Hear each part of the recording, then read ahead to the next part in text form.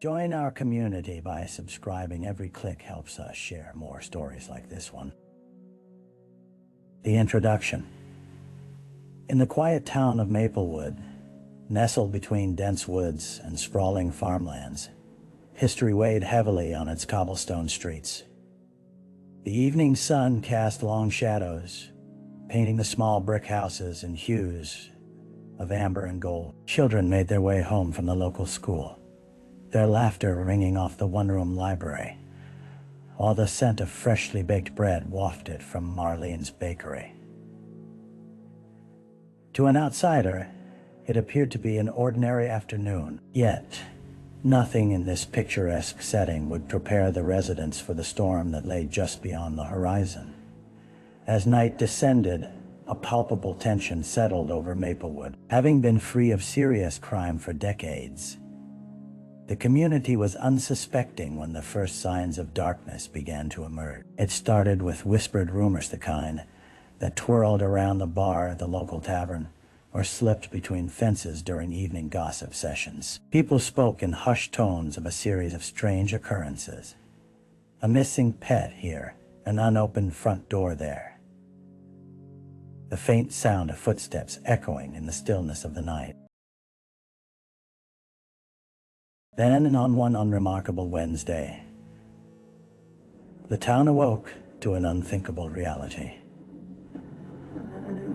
The lifeless body of Henry Caldwell, a beloved schoolteacher, was discovered in his home, sparking a ripple of disbelief that would change the fabric of Maple. How could this happen in a place where neighbors left their doors unlocked and children roamed free? Little did they know, the investigation ahead would peel back layers of secrets that ran deeper than any of them could have imagined. The victim. Henry Caldwell was a staple in Maplewood, a familiar figure whose presence resonated through the community.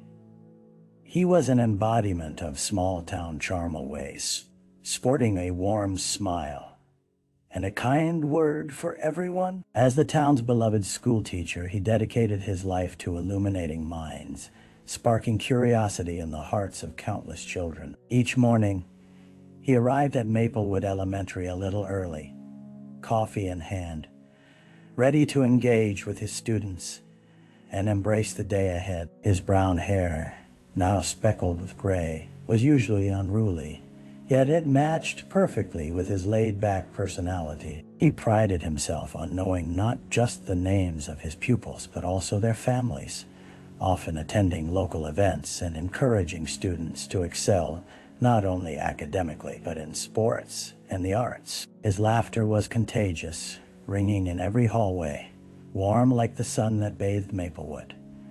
Yet there were nuances about Henry few were privy to. He had a past peppered with both accomplishments and shadows, an estranged brother residing miles away, and a series of fleeting relationships that hinted at heartache. Some townsfolk claimed he had grown increasingly withdrawn during the last few months, often seen walking alone along the riverbank, lost in thought. With his body found cold in his living room, the sense of security that held Maplewood together began to fray. Friends and colleagues were left anguished, desperately seeking reasons for this inexplicable tragedy. Questions about Henry's life, the whispers of loneliness, the stirring of old wounds. The stirring of old wounds drew the community into a web of memories. As they reflected, they'd soon discover that the man they thought they knew was cloaked in deeper, darker mysteries. Crime scene. The sun rose on the morning of October 4th, illuminating the crisp air of Maplewood. But its golden light did nothing to warm the dread that hung over the town. Officer Marshal Bennett arrived at the Caldwell residence, the sound of his footsteps muted against the gravel driveway, heavy with anticipation and anxiety. The square brick house, with its white shutters and gabled roof, appeared deceptively quaint, as if it were a set piece in a forgotten play. Yet as he stepped onto the porch, the quietude was pierced by an unsettling energy, pervaded with an imminent sense of loss. Inside, the atmosphere darkened. The front door creaked open, revealing a scene that would haunt anyone who crossed its threshold. Henry's living room offered a glimpse into his life collection of framed photographs hung on the walls. A well-worn armchair positioned near the window, and scattered bookshelves that echoed his love for literature. But it was the stark reality of the room that rendered it hauntingly still. Henry lay sprawled on the plush rug, his lifeless body partially covered with a plaid blanket, the remnants of a peaceful life now shattered. A coffee table nearby was overturned, spilling journals and personal letters onto the floor, while a single lamp cast dim light onto the unfolding chaos. Officer Bennett noted the distinct absence of forced entry. Nothing seemed out of place other than the profound unnaturalness of the scene before him. As the medical examiner arrived, the atmosphere thickened with a chilled formality. Questions spiraled in Officer Bennett's mind. Who could commit such an act against a gentle soul like Henry?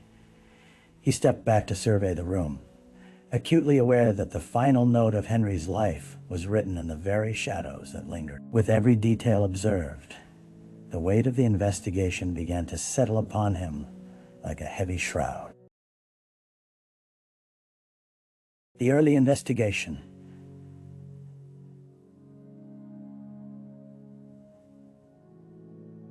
As the sun rose higher, casting beams of light through the pale autumn haze, the initial shock began to ripple through Maplewood. Officer Bennett found himself buried in a flurry of activity, his mind racing between interviews and evidence collection. The crime scene had revealed little, but the town was abuzz with speculation, each resident grasping at threads, desperate to make sense of the unfathomable.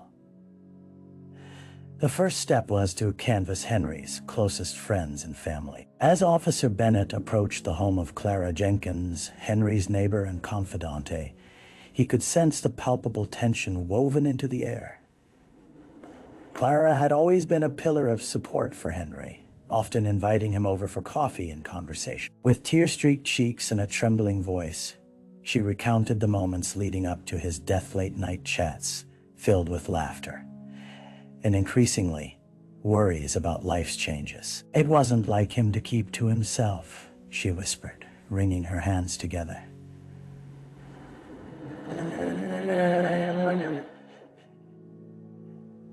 But he'd mentioned feeling lost, as if he was pursuing something but didn't quite know what. Her expression morphed between confusion and sorrow, as she offered a hint of a past involving a romantic interest, long gone, a name that hung suspended in the air, echoing unanswered questions.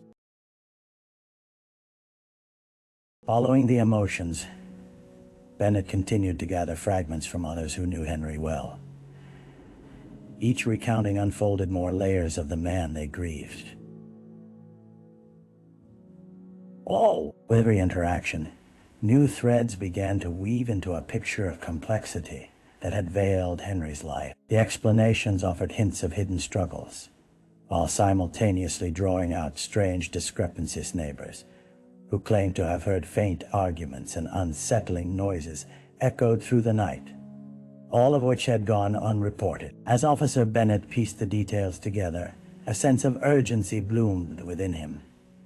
With the community rallying behind Henry's memory, it became clear that finding justice for the man who touched so many lives took precedence over all. Maplewood yearned for answers, and for Bennett, the investigation tugged at something much larger and unraveling, of a story that had begun long before that tragic evening.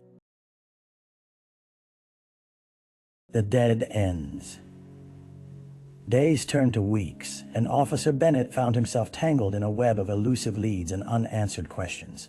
The vibrancy of Maplewood began to fade, overshadowed by the specter of Henry Caldwell's murder. What should have felt like a tight-knit community had been warped into a maze of suspicion, with each resident looking over their shoulders and casting wary glances towards their neighbors. Bennett meticulously pursued every lead, but with each door he knocked on, the responses felt increasingly hollow.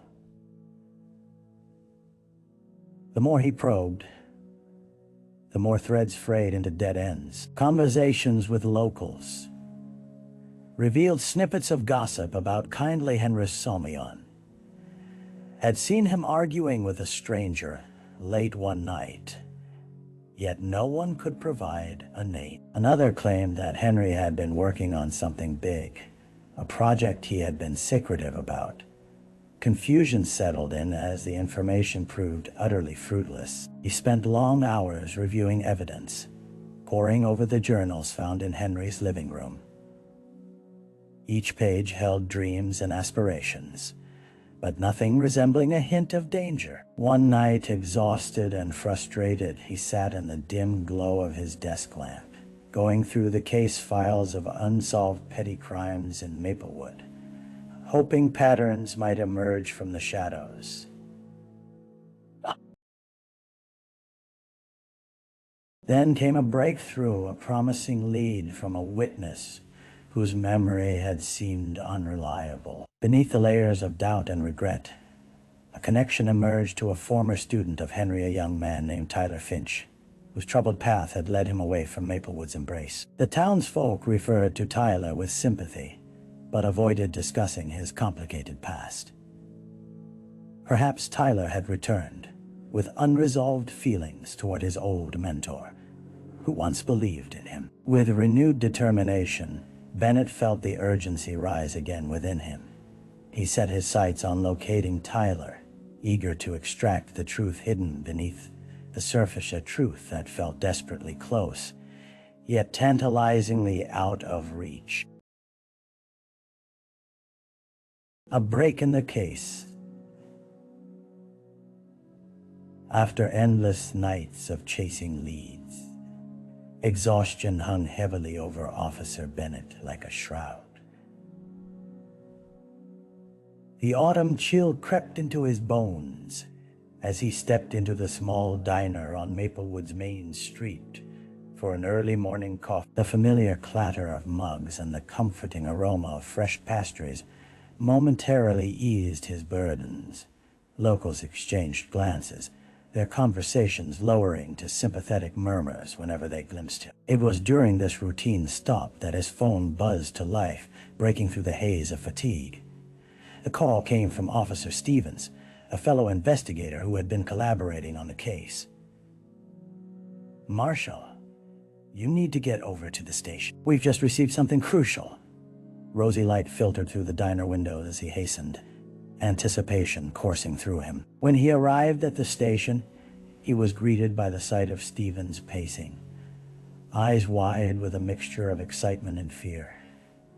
"We found Tyler Finch's back in town," she said, urgency lacing every word. "But that's not all. He's been seen near Henry's home. Witnesses claim he was acting strangely." Immediately, they dug into the details. Tyler had been spotted at the Maplewood bait and tackle shop, chatting with locals, his demeanor volatile. Officer Bennett's heart raced as they reviewed security footage, capturing a figure who walked unsteadily on the street corner, glancing nervously toward Henry's home. The grim reality settled in. Tyler's return may not be innocent after all. That same evening, as dusk blanketed the town, Bennett and Stevens strategized. They planned to invite Tyler in for questioning, their instincts ignited by the flicker of possibility. As they headed toward the diner again, they each felt the weight of a turning idea, palpable energy crackling like the electricity in the air before a storm. For the first time since Henry's death, there was a glimmer of hope that the labyrinthine frustrations might yield to clarity, that they could peel back the layers of fear and unearth the truth lurking beneath. The suspect.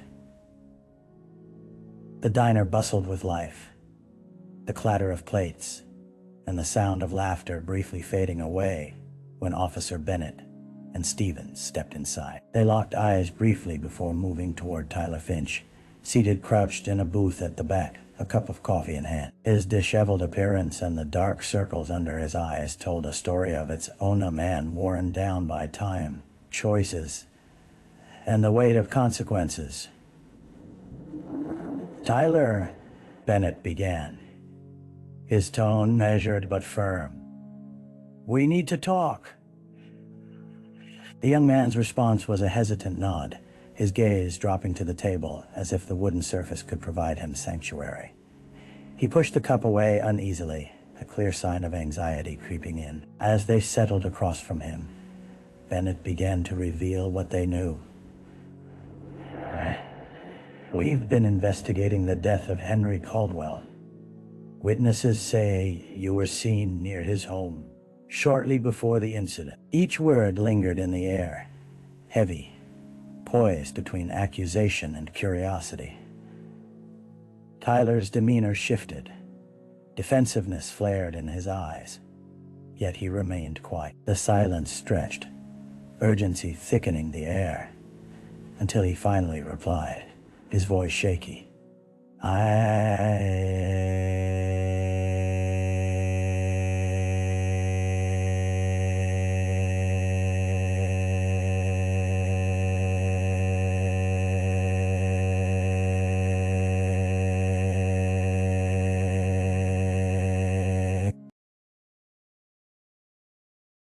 Stevens leaned in, pushing for clarity. What do you mean? What happened? With what felt like a reluctant start, Tyler detailed fragments of his last interactions with Henry, how his former teacher had reached out to him to caution him about a personal issue. The lines blurred between mentorship and menace as Tyler described how, in a conflict of emotions, anger had boiled over during that late-night conversation.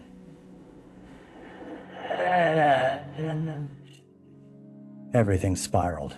Tyler stammered, his face consumed with regret. "I just wanted to explain myself, but he wouldn't listen.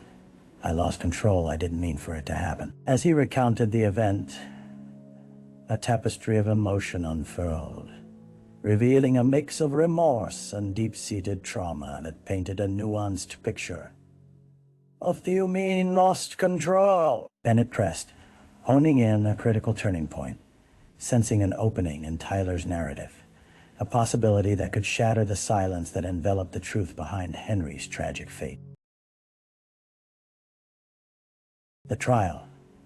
As the date of the trial approached, Maplewood found itself entwined in a gripping narrativa storyline that twisted through the town like the very roots of the ancient oaks that lined the street. The local courthouse became the epicenter of tension and anticipation, drawing residents who had once seen Henry Caldwell as a neighbor, a mentor, but now had begrudgingly become witnesses to a tragedy that shook the community to its core. The courtroom was austere, its wood-paneled walls echoing with whispers and murmurs. On one side sat Tyler Finch, looking smaller than ever, his weary eyes darting between the judge and the gallery, haunted by uncertainty. On the other side, members of Henry's family bore expressions of grief and anger, each day magnifying their heartache as they sought justice for the kind-hearted soul they had lost. As the proceedings unfolded, testimonies filled the air, reflecting a complicated tapestry of love, respect, resentment, and regret. Friends recalled Henry's kindness, his penchant for mentoring troubled youth like Tyler, and the passion he brought to teaching. Yet, they also described a darker side to his patient demeanor moments when his temper flared, suggesting that beneath his genial surface lay unresolved issues. Bennett took to the stand, detailing the investigation that had upturned their peaceful community.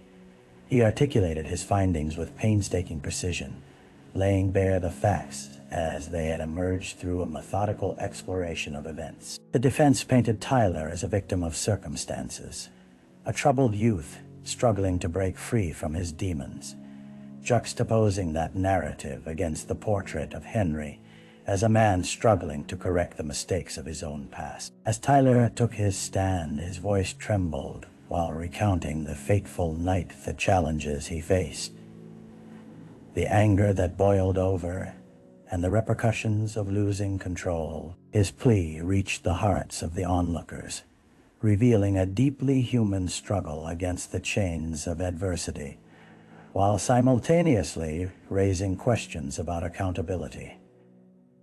The deliberation dragged on for several tense hours. What decision would the jury arrive at?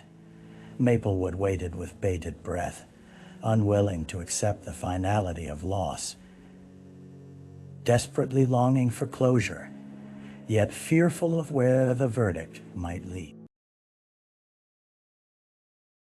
The aftermath. The verdict came down like a hammer striking an anvil, reverberating through the small town of Maplewood. Tyler Finch was found guilty of involuntary manslaughter, a ruling that ignited a spectrum of emotions among the townspeople. While some felt a sense of justice for Henry Caldwell, others mourned the loss of a young man's future, echoing the complexity of grief that now permeated the community. As Tyler was led away, the courtroom echoed with murmursome filled with relief, others heavy with discontent. The feeling of unease settled uncomfortably in the air, and Bennett could sense the duality within the heart of Maplewood. It sent reverberations through every cobblestone street and well-tended garden. Henry's absence weighed heavily, and the strife had not vanished with the trial's end. In the weeks that followed, the town drifted through a haze of loss. Vigils sprouted at the edges of the schoolyard where Henry had taught, candles flickering softly in the night as local residents paid homage to a man who had touched their lives. Clara Jenkins often found herself there, placing fresh flowers under his picture, reminding onlookers of the warmth he had belonged to their lives. Conversations turned toward healing, but underlying tones of fear and sadness lingered us. If a dark cloud had settled over their once loving town, Bennett, too, felt the heaviness of it all. The drive to protect his community fused with a lingering sense of failure. Questions haunted him. Could something have been done to prevent this tragedy? How would the town move forward, carrying the weight of unresolved pain? Each time he passed Henry's house on patrol, he caught himself glancing toward the window where sunlight now glared through vacant panes. Gradually, Maplewood began to heal a bite in fractured pieces, woven together by shared memories of Henry and frank discussions about mental health, kindness, and the importance of vigilance in the community. The tragedy had ignited conversations that delved into the complexities of mentorship and personal demons that had quietly persisted beneath the surface. Life, however, changed, pushed forward. The trees shed their leaves in vibrant hues, embodying the cycle of life, and slowly, a sense of hope began to blossom. The bond between the residents grew stronger as they collectively addressed the pain, striving to ensure that Henry's legacy would not dim, but rather transform into a guiding light, a reminder of the fragility of existence that deserved nurturing and undeserved understanding. Reflection.